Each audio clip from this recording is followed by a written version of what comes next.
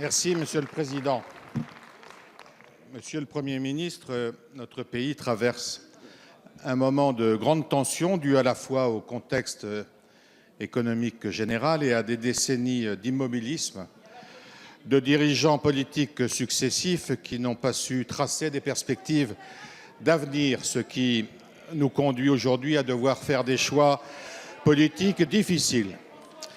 Cette majorité, depuis son entrée en fonction, a voté des dispositions pour rendre l'économie du pays plus compétitive, pour lui redonner sa place et son poids au plan européen, pour qu'elle amorce enfin une véritable transition écologique. Pour autant, l'inquiétude d'une partie de nos concitoyens est là.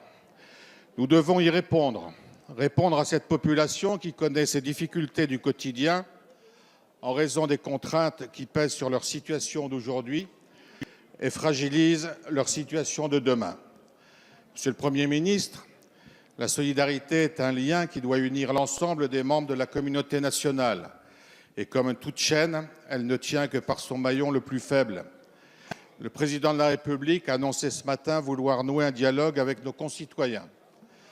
Pour aborder l'ensemble de ces questions et prendre concrètement les dispositions qu'impose la situation que nous traversons, il faut réunir et concerter l'ensemble des acteurs du pays et de ses territoires, dans un esprit de dialogue, d'écoute, de responsabilité et de recherche d'équité à la fois sociale et territoriale, en refusant et en condamnant toute forme de violence.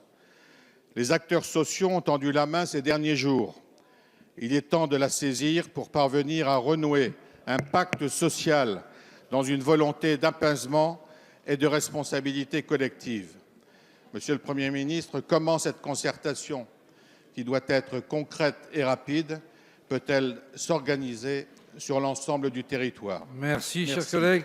La parole est à Monsieur François de Rugy, ministre d'État, ministre chargé de la transition écologique et solidaire. Merci, Monsieur le Président, Mesdames et Messieurs les députés, Monsieur le député Joncourt. Je salue le ton très mesuré de votre question et l'état d'esprit qui est le vôtre, qui est celui d'écouter la voix des Français, quels qu'ils soient. Et vous êtes élu d'une terre que je connais bien, la Bretagne, où on a connu aussi bien des mouvements, parfois des éruptions de contestation. À l'époque, c'était un autre habit et c'était une autre couleur, les bonnets rouges. Et en même temps, c'est une terre, la Bretagne, où on sait ce que c'est que la démocratie sociale, la capacité à dialoguer, élus locaux, le patronat, les syndicats. Et c'est une tradition sur laquelle il faut savoir s'appuyer tout en entendant, tout en faisant preuve d'écoute et de considération à l'égard de celles et ceux qui se mobilisent autrement et qui surgissent dans le débat public de façon inattendue, avec leur mode d'action, avec des mots d'ordre qui ne sont peut-être pas toujours parfaitement cohérents, mais qui doivent aussi être entendus. C'est pourquoi le Président de la République nous a demandé de travailler sur une méthode innovante qui associe en même temps sur les territoires, à l'échelle locale, pas dans une grande conférence sociale ou une grande conférence environnementale nationale, des débats locaux où il y aura à la fois les corps intermédiaires, comme on les appelle, les élus locaux, les parlementaires qui voudront y participer, bien sûr, mais aussi les associations, les syndicats et les citoyens qui peuvent être engagés dans ce mouvement des Gilets jaunes. Et nous considérons que c'est ainsi qu'on trouvera des solutions.